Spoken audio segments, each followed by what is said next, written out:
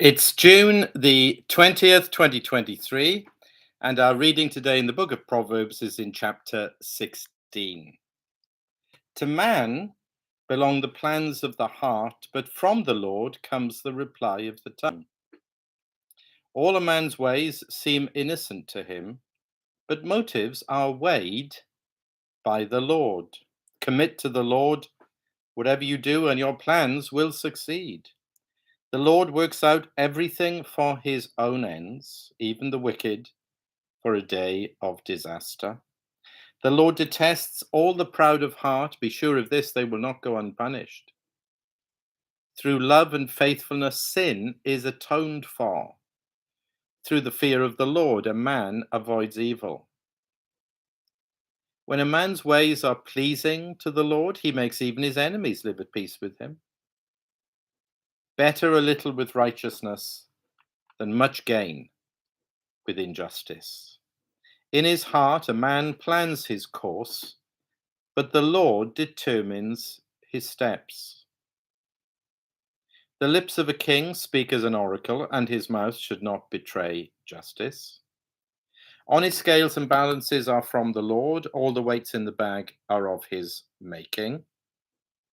Kings detest wrongdoing, for a throne is established through righteousness. Kings take pleasure in honest lips, they value a man who speaks the truth. A king's wrath is a messenger of death, but a wise man will appease it. When a king's face brightens, it means life. His favor is like a rain cloud in spring. How much better to get wisdom than gold, to choose understanding rather than silver. The highway of the upright avoids evil. He who guards his way guards his life. Pride goes before destruction, a haughty spirit before a fall. Better to be lowly in spirit and among the oppressed than to share plunder with the proud. Whoever gives heed to instruction prospers, and blessed is he who trusts in the Lord.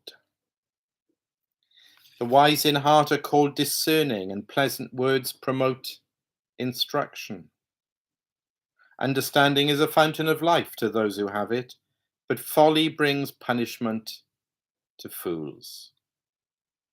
A wise man's heart guides his mouth, and his lips promote instruction. Pleasant words are a honeycomb, sweet to the soul and healing to the bones. There is a way that seems right to a man, but in the end it leads to death. The laborer's appetite works for him. His hunger drives him on. A scoundrel plots evil, and his speech is like a scorching fire. A perverse man stirs up dissension, and a gossip separates close friends. A violent man entices his neighbor and leads him down a path that is not good. He who winks with his eye is plotting perversity.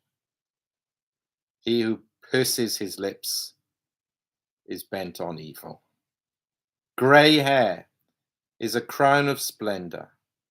It is attained by a righteous life. Better a patient man than a warrior, a man who controls his temper than one who takes a city.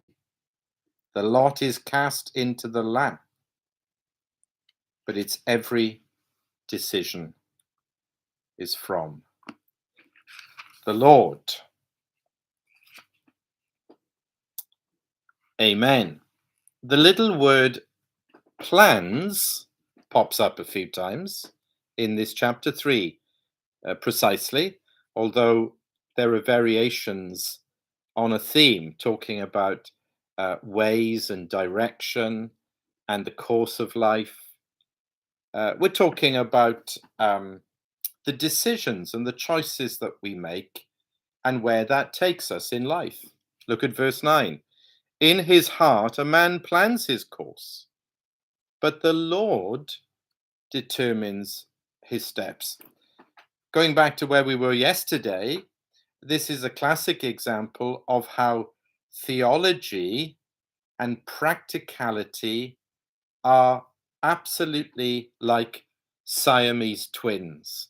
If you try and split them down the middle, you'll kill both of those precious souls.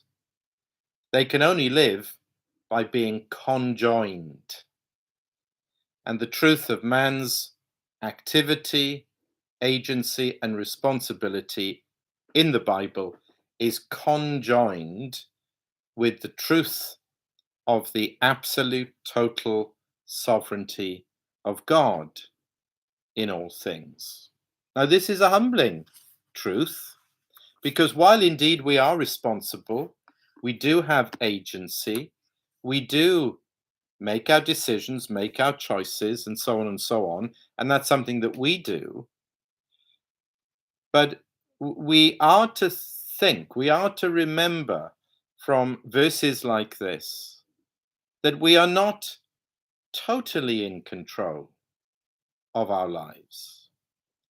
And even though we think we are free in our words, in our thoughts, in our actions, in our decisions, in our plans, we think we are free. Well, we are, of course, to some degree. But are we totally free? In what sense do we have that freedom? Now, of course, there is a sense in which we have a large measure of freedom. You might decide right now, I'm going to prove that freedom by pressing a button and stopping this recording. And I'm going to go and have a cup of tea, or I'm going to go for a walk, or I'm going to do this, or I'm going to do that. And I'm deciding that, and I'm doing that, of course. And every day we get up and we have plans for the day. Some of us write a list. Some of us have a journal or diary or whatever it is. Very few people just wander around aimlessly. In fact, if they do, there's something wrong with them, isn't there? Sadly. Every one of us, this is how we're made in God's image. We are plan making, decision making, course setting people. Some much more than others, perhaps, but it's part of being human, of course. Yet, at the same time, in his heart a man plans his course, but the Lord determines his steps. In verse 1, to man belong the plans of the heart, but from the Lord comes the reply of the tongue. Every word, in a sense, that we speak. At the end of the chapter, verse 33, the lot is cast into the lap. I think this is how people used to make decisions or try and get guidance in ancient times. The lot is cast into the lap, but it's every decision is from the Lord, the total sovereignty of God. So who is it who's planning my life then? Is it me or is it God? The answer, of course, is yes. Yes, you're doing it. But somehow you were only doing what he has determined that you should do. Now, this, if you really ponder on this at length, it could tie us in knots, and it could drive us crazy. And people say, well, how can that be? And you know what? The answer is, I don't know. And you don't know. And nobody knows. All we've got to go on is not just human experience. If we were just left to that, we would think that we were totally in control and totally free to do, whatever. The Bible comes in with this unique perspective, the total sovereignty of God. But the Lord determines his steps. And this, my friend, is what is called a mystery. There it is in that verse, both these realities operating at the same time. You can say some things about that, you can explore that to some degree, but at a certain point you hit a wall and we cannot get beyond that, we cannot see behind that. We have to just accept certain things in the Bible by faith. Why are these things revealed at all? Not to confuse us, not to tempt us, not to drive us to despair, not to tie us in philosophical knots. If these things are revealed, and I think it is there in that particular verse, it's revealed for our comfort.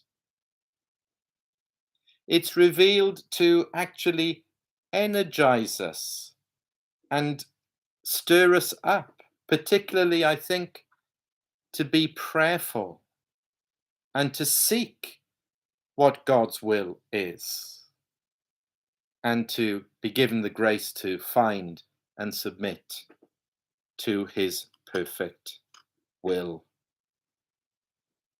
for our lives, that our plans are ultimately his plans. One of the most famous verses in the Bible sort of draws together similar ideas, where we read in Romans 8:28 that we know that in all things God works for the good of them that love him and are called according to his purpose, his plan.